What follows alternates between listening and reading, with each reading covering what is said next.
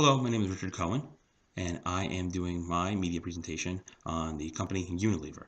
I chose to do Unilever because while I was in MBA 501, we listened to a whole bunch of TED Talks. One of those TED Talks that was by the current COO of Unilever, Harish Manwani, was one that was very inspiring to me. It was called Profits Are Not Always the Point.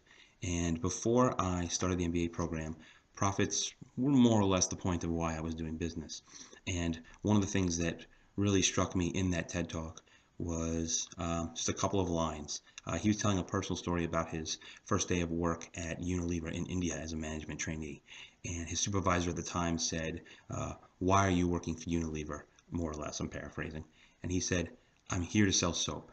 And his manager said, "No, you're here to change lives."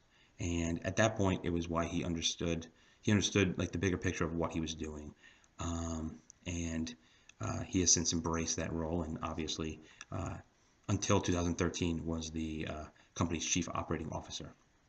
I'm going to go through my presentation by giving you a little history on Unilever, and then I'm going to talk a little bit about its core values and priorities and principles. I'm going to tell you about the 5 key priorities that Unilever has, and that's how they really create social change throughout the world. And then I'm going to highlight a few of those programs, give you a couple of awards they've gotten in the last few years, and then just wrap it up with a conclusion. To start with a little bit of history, Lever and Company, started by William Lever, was founded in Australia in 1884. I'm sorry, it was founded in the UK in 1884. And at the time, they were producing just one product, Sunlight soap.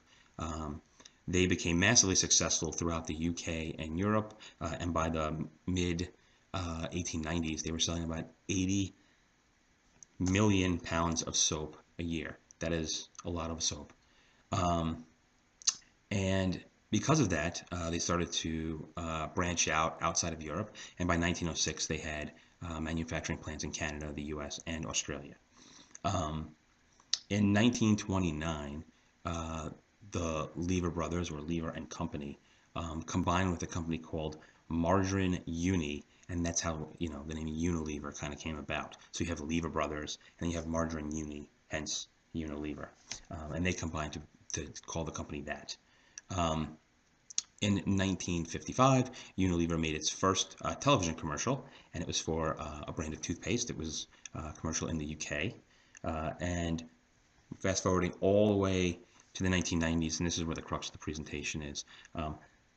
This is when they started really being socially conscious, and they were looking at organic foods, organic products, and ingredients to use, and they were started really doing a lot of sustainable farming at that point.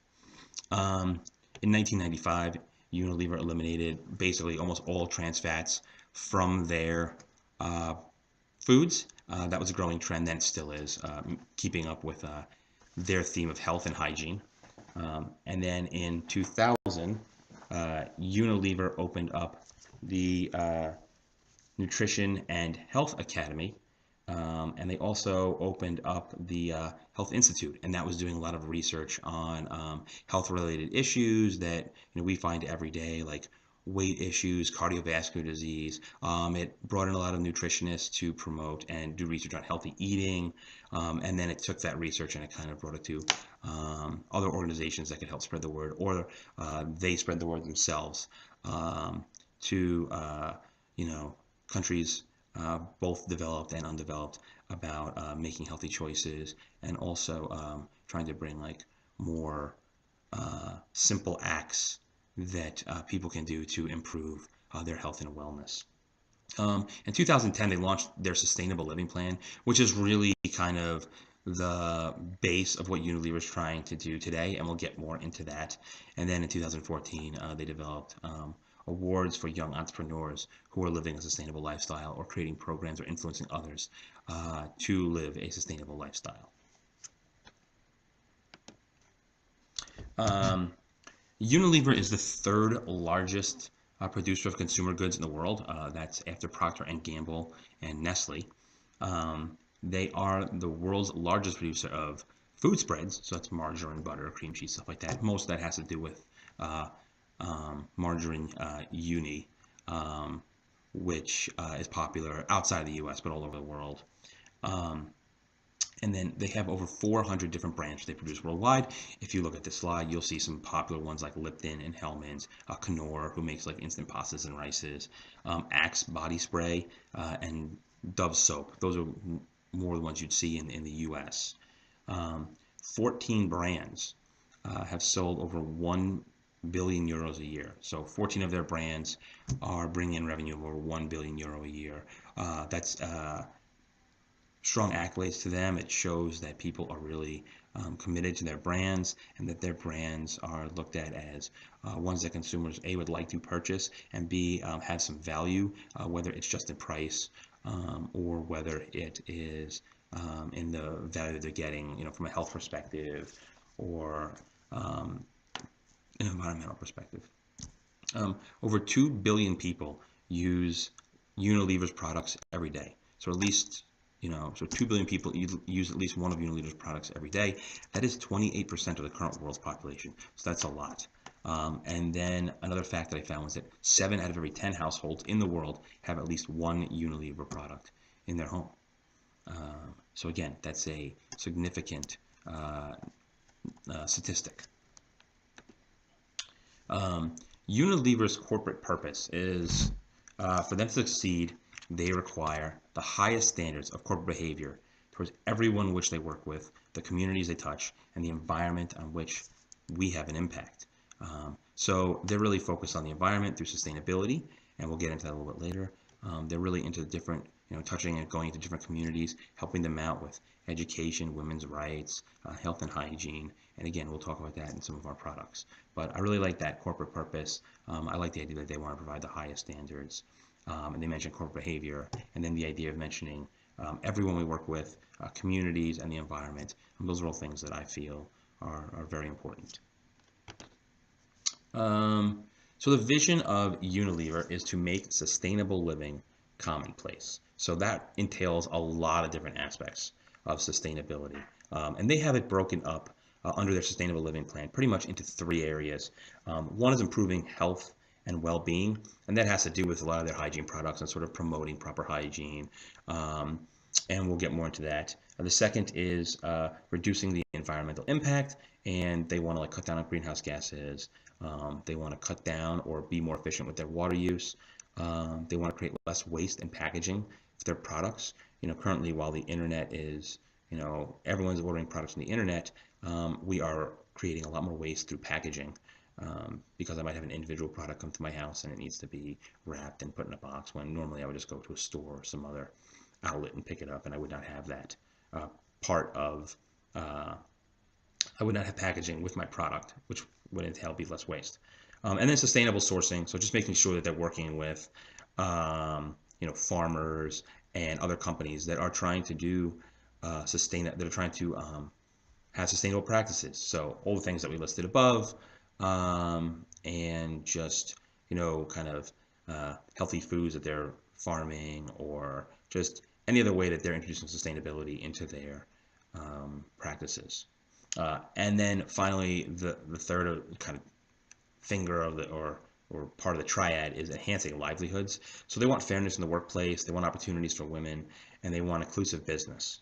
And I think those are all things that we talk about, in terms of Endearment, about we definitely want equal say and equal pay in the workplace. We want opportunities for women, both in education and in the workplace. We want inclusive businesses, so we want an open door policy. We want everyone to feel like they're helping to create a business that,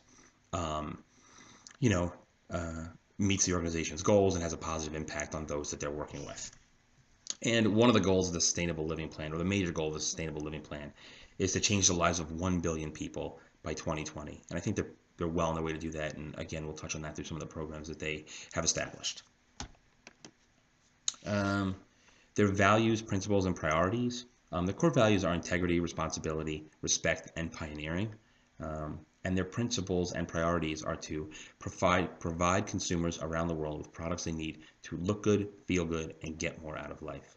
Now, the principles and priorities goes into significant detail on their website, but if you look at this slide, you'll see several words that came up in either management ethics, forms of endearment, or any of the readings that we did, such as human rights, diversity, respect, transparency, corporate governance, corporate citizenship, trust, fair competition.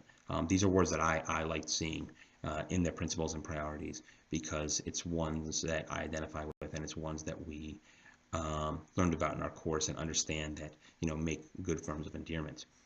Specifically rejected terms that they mention in their principles and priorities are bribery, child labor, misuse of position. And it's good to see those words in their principles and priorities because it makes them understand, hey, here are things that we need to do to enhance our status in the world and to have our organization reach its goals, but here are the things that we certainly don't want to do and we want to avoid. And I think all too often when I read sort of organizations' missions and values, they don't include the things that they don't want. And then sometimes those kind of come to the forefront, as we've seen in the recent Wells Fargo case and other cases that were highlighted throughout the course. Moving forward with the values, principles, and priorities, they really want to focus on 5 key priorities. And we're going to explain those in a minute. And I think that they're really strong priorities, and I think there are priorities that are going to help everybody around the world and also bring awareness to just better living, more sustainable living, and working together with all stakeholders. So those 5 key priorities are a better future for children, a healthier future, better future for the planet, a more confident future, and a better future for farming and farmers. So I'm going to talk about each one of those for about a minute apiece. I'm going to highlight some of the programs that they started or that they partnered with to kind of push those priorities forward. So a better future for children basically is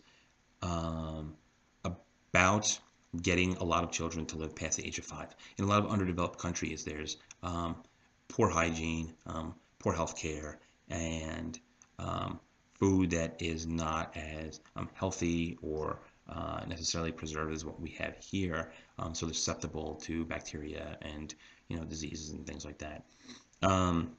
So Unilever has an oral health goal. They work to encourage children to brush their teeth twice a day.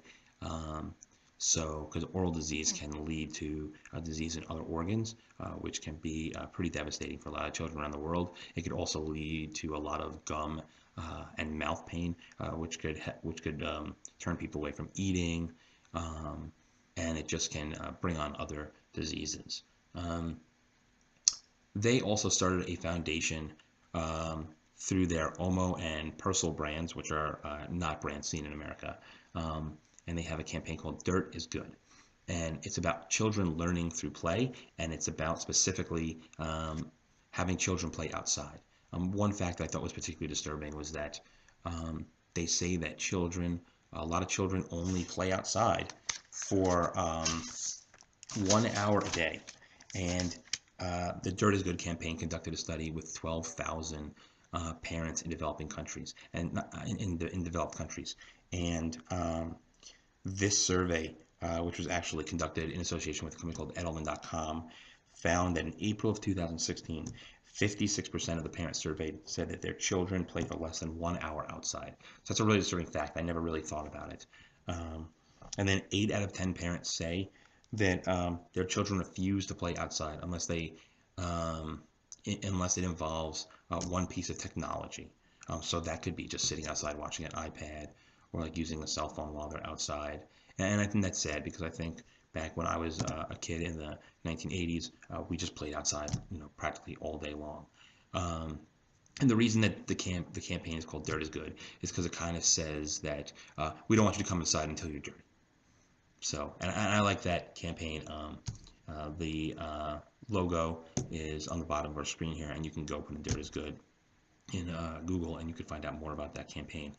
One interesting fact is that they highlight a video that shows that most inmates in maximum security prisons get 2 hours of outdoor time. And they tell that to the prisoners and say, hey, who do you think only gets 1 hour of outdoor time? And when they say children, a lot of them feel like that's pretty sad. And so we want to promote outdoor play. The last campaign that they have created is the Together for Child Vitality. And basically what that does is it goes along with their theme of trying to keep kids in developed or underdeveloped countries alive until the age of 5.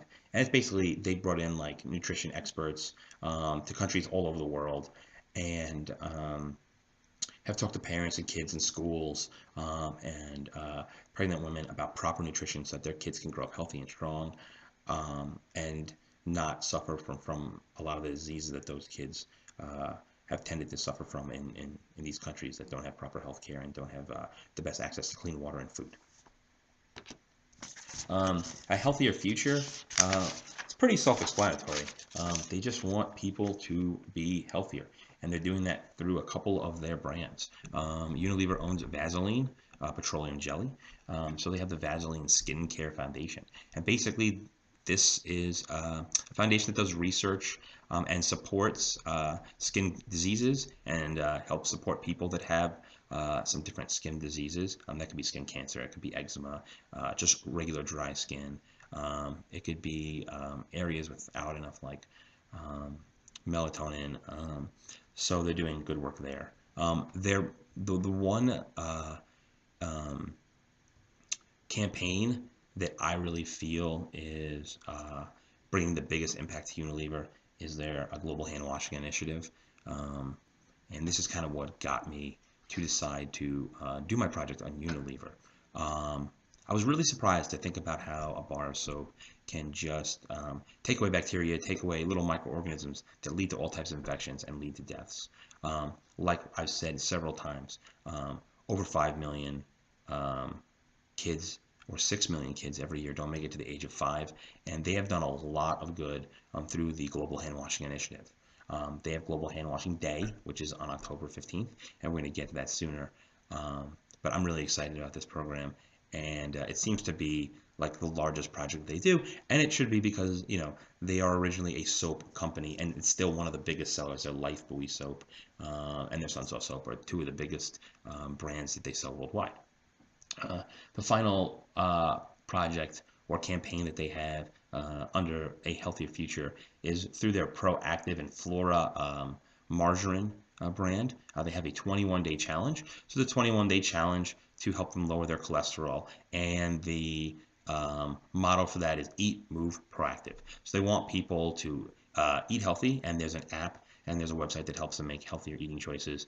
Move, so it talks about exercise and just, you know, getting outside, and even little things like not sitting at your desk all day and just standing up and walking around your office a little bit. And then proactive, substituting, you know, certain oils and butter with Proactive margarine because it helps lower cholesterol. And so that's a good project that they're doing. Next is a more confident future. And a more confident future is basically wrapped around the Dove soap and the Dove body wash brands.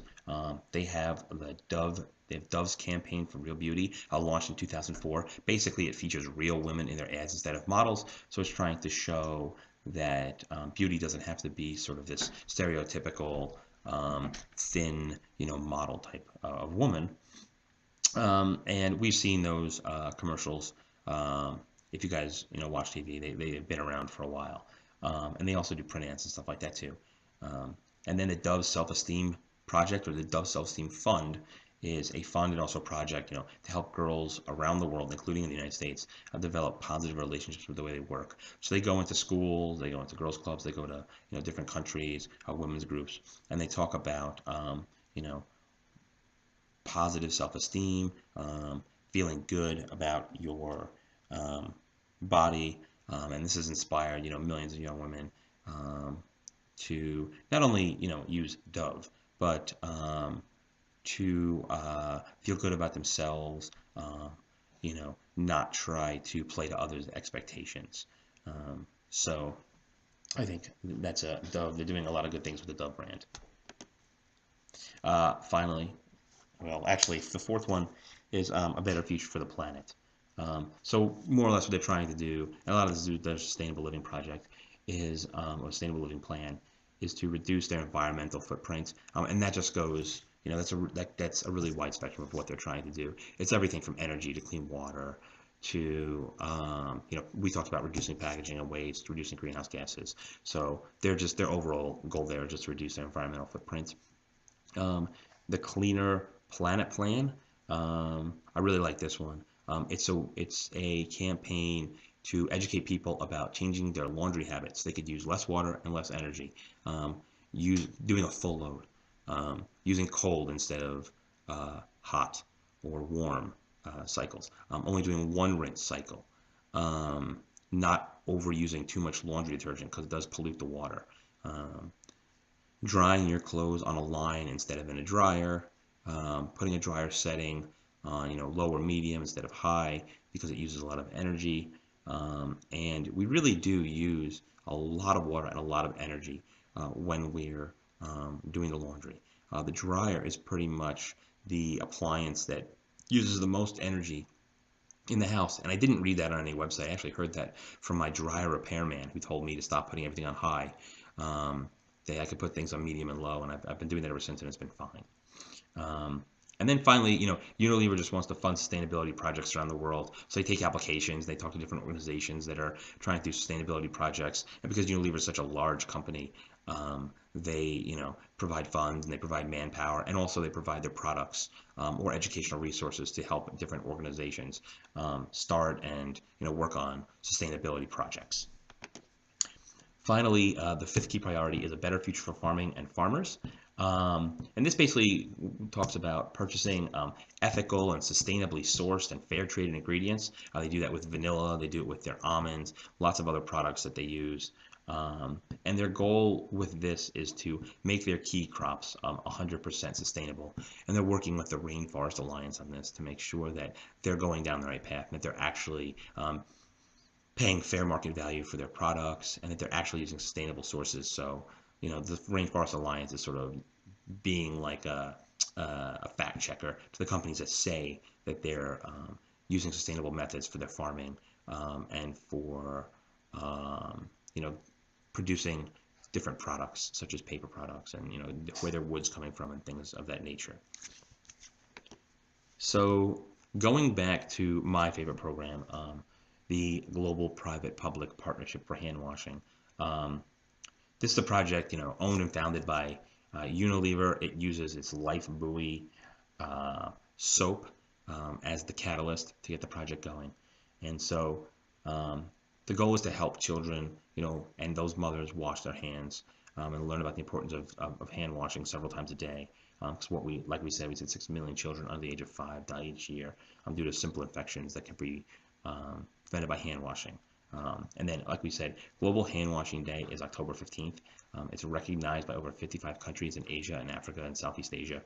And last year it reached over 135 million people, including school children and new mothers.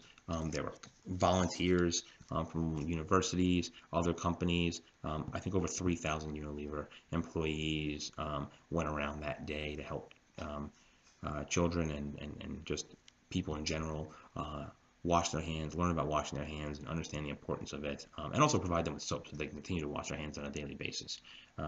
Like I said, it was the project that got me interested in Unilever, and it was basically from that TED Talk that I decided to look more into it.